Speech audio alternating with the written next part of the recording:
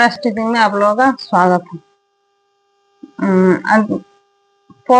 পদ্ম পদ্মর 1 নম্বর চ্যাপ্টার আঙ্গুরি সংবাদ আমি পড়িয়ে দিয়েছি, যার লেখক কৃত্তিবাস ওঝা। আজকে আমি পূজারিনী পড়াবো, যার লেখক রবীন্দ্রনাথ ঠাকুর। পদ্মর 2 নম্বর চ্যাপ্টার পূজারিনী, লেখকের নাম রবীন্দ্রনাথ ঠাকুর, অবদান শতক। পড়ার আগে ভাবো, দেবতার আরাধনা যে করে সে পূজারিনী। প্রভু বুদ্ধের পূজারিনী শ্রীমতী তার মন প্রাণ প্রভুর চরণে সমর্পণ করেছে। বাহিক কোনো শক্তি এই সমর্পিতপ্রণা পূজারিনীকে প্রভুর কাছ থেকে বিচ্ছিন্ন করতে পারেনি। তোমরা যাকে হৃদয় দিয়ে ভক্তি করো বা ভালোবাসো, বাইরে কোনো শাসন বা আঘাত কি সেই ভক্তি ভালোবাসায় বিভেদ ঘটাতে পারে? নিরীপতি বিবিংসা নমিয়া বুদ্ধের মাঙিয়া লইল পাদক কণা তা, স্থাপিয়া নিরিভিত প্রসাদ কাননী, তাহারি উপরে রচিলা যতনী। অতি অপরূপ শিলাময় স্তূপ, শিল্প শোভার সার। সন্ধ্যাবেলায় সূচিবাস পরি রাজবধূ রাজবালা আসিতেন ফুল সাজাই ডালায়, স্তূপ পদমূলে সোনার থালায়। আপনার হাতে দিতেন জ্বালায় কনক প্রদীপ মালা। অজাতশত্রু রাজা হল যবে পিতার আসনে আসি, পিতার ধর্ম নীতের স্রোতে মুছিয়া ফেলিল রাজপুরী হতে। সপিল যজ্ঞ অনল আলোতে বোধ শাস্ত্র রাশি। কহিলা ডাকিয়া অজাতশত্রু রাজপুর নারী সবে, বেদ ব্রাহ্মণ রাজা ছাড়া আর কিছু নাহি ভবে পূজা করিবার। এই কটি কথা যেন মনে সার, ধরিলে বিপদ হবে। সেদিন শারদ দিবা অবসান, শ্রীমতী নামে সে দাসী।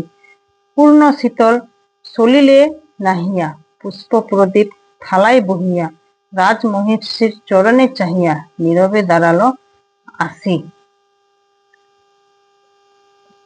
শিহরি সভয়ে মহিষী কহিলা, এ কথা নাহি কি মনে অজাতশত্রু করেছে রটনা।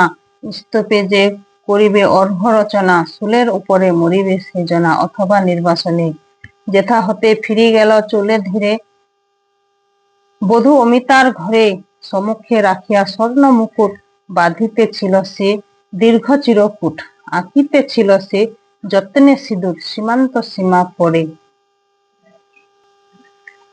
শ্রীমতীরে হেরি বাকি গেল রেখা, কাঁপি গেল তার হাত। কহিলা, অবধ কি সাহস বলে এনেছিস পূজা, এক্ষুনি যা চলে।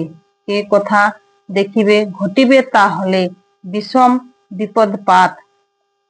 অস্তরবীর রশ্মির আভায় খেলা জানলার ধারে, কুমারী শুক্লা বসি একাঙ্কী পড়িতে নীরদ কাব্য কাহিনী। চমকি উঠিল শুনি কিঙ্কিণী, চাহিয়া দেখিল দুয়ারে।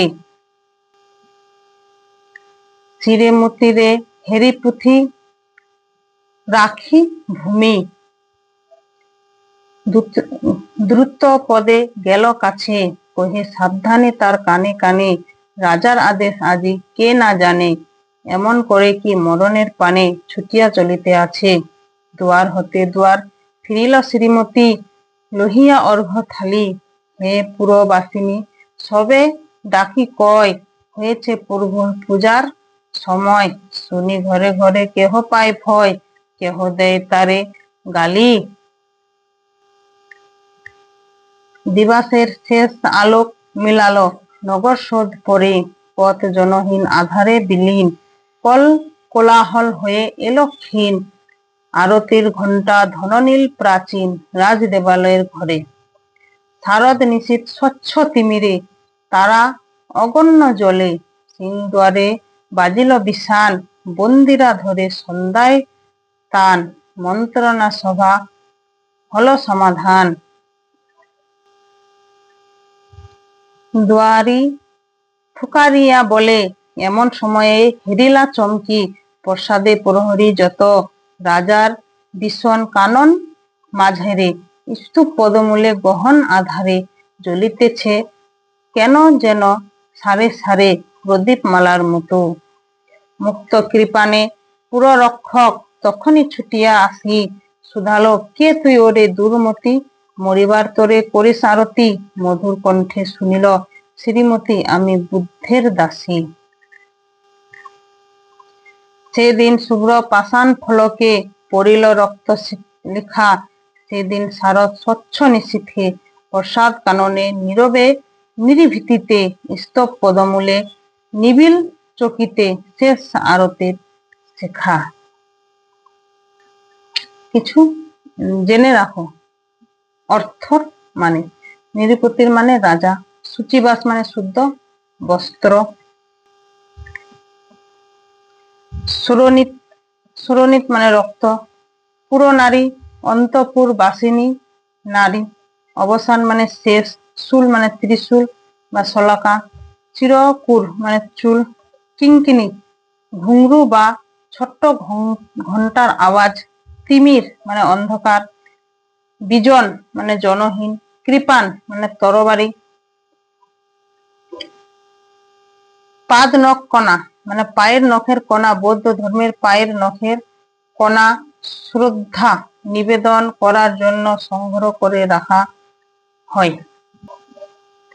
কনক মানে সোনা, অনল মানে আগুন, শারদ মানে শরৎকালীন, সলিল মানে জল, স্বর্ণ মুকুট মানে সোনার আয়না, সীমান্ত মানে স্মৃতি, অঘ্র মানে পূজার উপকরণ, বিশান মানে ঝিঙ্গা, কানন মানে বাগান।